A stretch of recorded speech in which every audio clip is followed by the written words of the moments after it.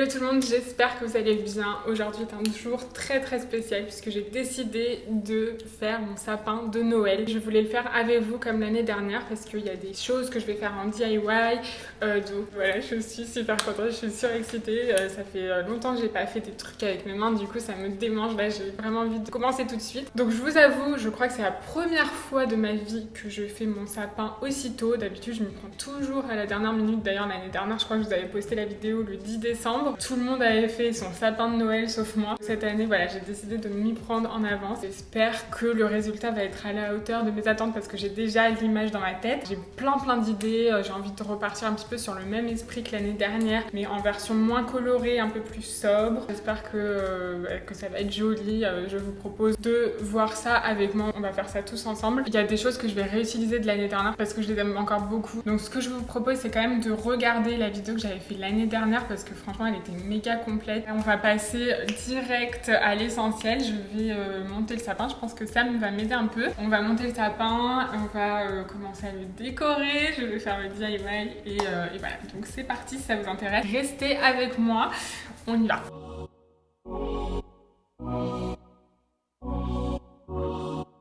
Première étape, on monte le sapin. Donc rien de foufou. Je vous propose de passer directement aux décorations.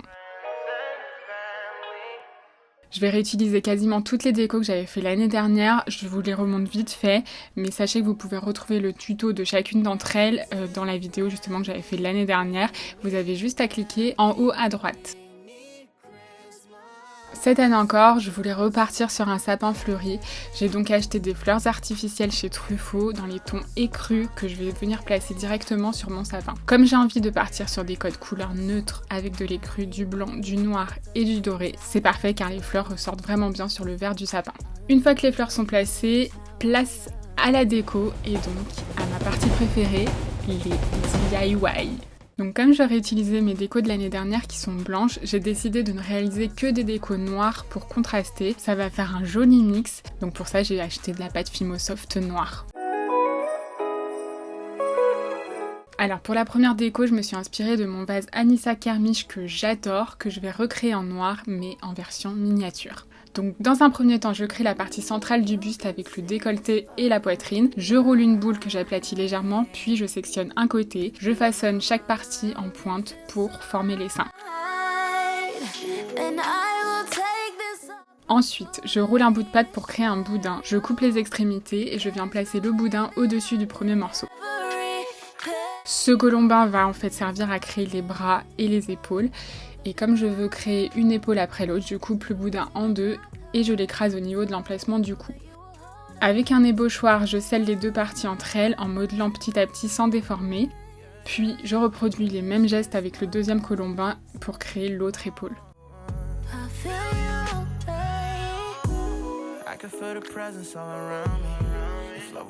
J'enroule une autre partie de pâte pour former un autre boudin qui va venir former le cou. Je l'ajoute à l'ensemble puis je modèle pour sceller le tout. Je sculpte en accentuant le creux des bras et le creux du cou. Et pour former la pointe des seins, je viens simplement rouler deux petites boules de pâte que je place ensuite sur le bout des seins. Une fois que la forme me plaît, je crée un trou au niveau du cou pour recréer le vase, puis je pique un clou à bijoux qui me servira à accrocher la déco au sapin. Ensuite, vous vous souvenez sûrement du mini chiquito que j'avais créé l'année dernière dans ma première vidéo DIY de Noël, que vous pouvez retrouver, je vous rappelle, en cliquant en haut à droite. Cette année, en plus du chiquito, j'ai voulu recréer le bambino. Donc pour avoir les bonnes proportions, j'ai simplement imprimé en 3 exemplaires l'image d'un mini bambino dans les dimensions de la déco que je souhaitais créer. Je découpe la première feuille en gardant le sac entier. Sur la deuxième, je ne découpe que le rabat et sur la troisième, je ne garde que la languette. Donc une fois que j'ai ces 3 patrons, je commence par étaler de la pâte au rouleau. Attention, faut pas qu'elle soit trop épaisse pour ne pas que la déco soit trop lourde, mais il faut pas non plus qu'elle soit trop fine pour pouvoir garder un beau rendu sur l'ensemble de la déco. Je pose ensuite le patron entier du sac sur la pâte, puis je viens découper au cutter la forme globale du sac. Je soigne les arêtes, puis je viens fignoler pour avoir un rendu bien lisse et je retravaille les angles si nécessaire. J'étale un morceau plus fin cette fois-ci pour créer le rabat. Donc je pose le patron du rabat sur la pâte puis je découpe. Je laisse une petite marge sur l'arête du dessus que je viens écraser au doigt et je place le rabat sur le corps du sac en mettant du patron pour bien le positionner et je scelle les deux pièces ensemble avec un ébauchoir et un cutter pour enlever l'excédent. Ensuite avec un nouveau morceau de pâte étalée aussi fine que le rabat, je viens découper la forme de la languette à l'aide du patron. Je la positionne sur le sac puis je la coupe en deux pour ne garder que la partie basse qui dépasse du rabat. J'espère que vous me suivez. Cette partie va en fait me servir de support pour la languette afin d'éviter qu'elle ne s'affaisse et pour garder un joli rendu. Je recommence le même procédé en étalant la pâte plus finement cette fois-ci et en gardant de la longueur sur ma languette. Et ensuite il ne me reste plus qu'à la positionner et à la placer sur le sac.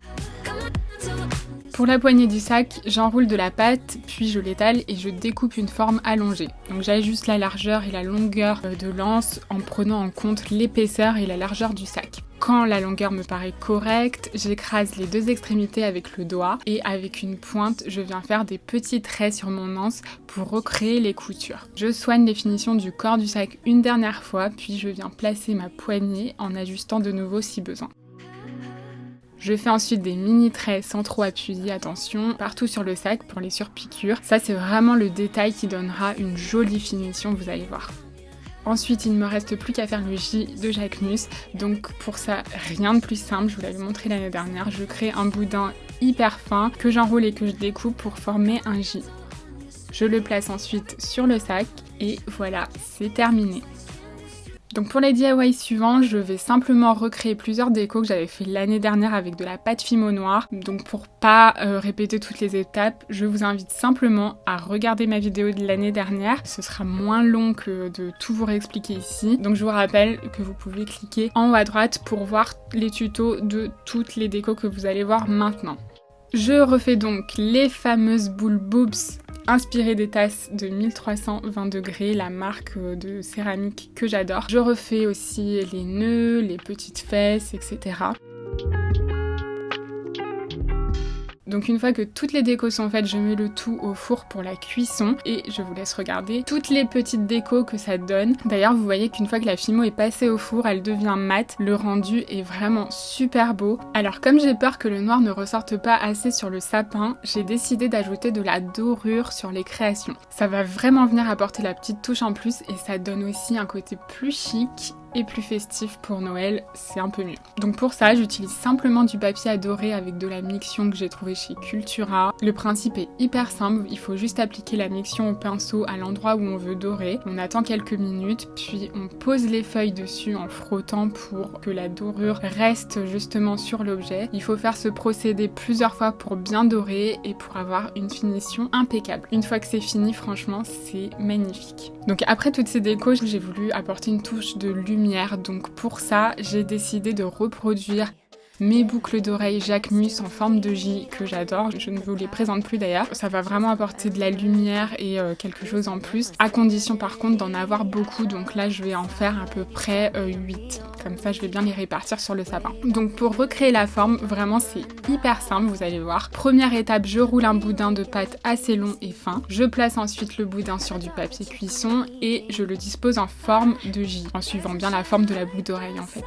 Je referme le papier cuisson sur lui-même et je viens aplatir le tout avec un rouleau sans trop appuyer pour avoir le résultat attendu. Je place ensuite le papier cuisson directement sur la plaque sans décoller la création, attention parce que sinon elle va se déformer. Donc posez juste le papier comme ça. Donc à la sortie du four, j'attends que mes J refroidissent et je passe ensuite à la dorure. Comme pour le reste, j'applique la miction, puis je dore et je répète le procédé jusqu'à ce que tout soit bien doré. Je fais le recto et le verso pour que les finitions soient parfaites. J'ajoute ensuite un bout de ficelle pour créer l'accroche et regardez comme c'est joli. J'ai laissé un peu de noir et finalement la dorure brille assez pour que ça se voie, donc on voit vraiment pas que l'ensemble n'est pas doré à 100%. J'avais vraiment envie que mon sapin soit mode cette année. Alors je pousse le truc à fond en récupérant des petits pochons Jacquemus dans lesquels je glisse tout simplement des boules craft qui vont créer du volume et faciliter l'accroche sur le sapin. Donc ça va être une déco à part entière.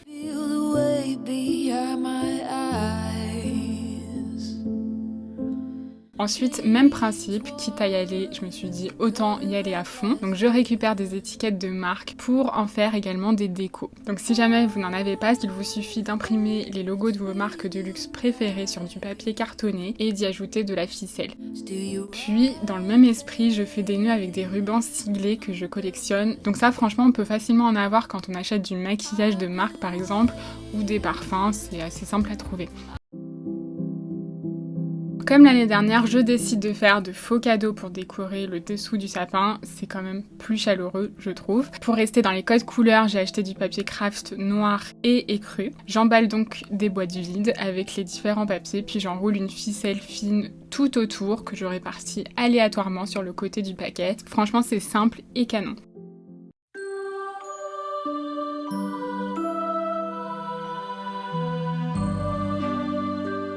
Et voilà donc le résultat final de mon sapin. Ça donne un sapin fleuri aux notes arty et couture. L'ensemble est assez sobre, tout en noir et écru avec des touches de doré pour un rendu ultra chic.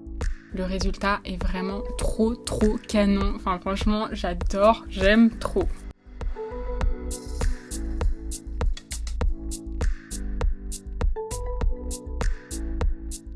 J'ai vraiment hâte d'avoir vos retours. En tout cas, pour ma part, je trouve le résultat vraiment à mon image. Je ne peux rien vous dire d'autre à part que je l'adore, mais bon, en même temps, je ne suis pas vraiment objective. Mais en tout cas, voilà, je suis vraiment très contente de ce que ça donne et de ce que j'ai fait. Donc j'espère que vous l'apprécierez tout autant que moi.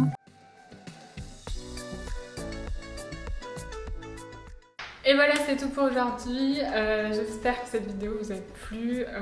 Je suis trop contente de mon sapin. Alors ça change un peu de ce que j'avais fait l'année dernière parce que c'est beaucoup plus sobre, beaucoup moins coloré. Mais j'avais envie de ça là cette année. Donc voilà, si jamais vous avez envie de couleurs, n'hésitez pas à regarder ma vidéo encore une fois de l'année dernière. Peut-être qu'elle pourra vous donner des idées pour cette année. J'ai hésité à refaire le même, mais je voulais quand même changer. Mais c'est vrai que de mettre des fleurs colorées, c'est très beau aussi. Donc voilà, je suis trop contente, encore une fois. J'aime trop les petits bambinos Jacquemus, là, je les aime trop. Bon bref, n'hésitez pas à me suivre sur Instagram si jamais c'est pas encore le cas. Mon compte c'est June65. Je vous retrouve très vite pour une prochaine vidéo et je vous fais plein de bisous. À plus.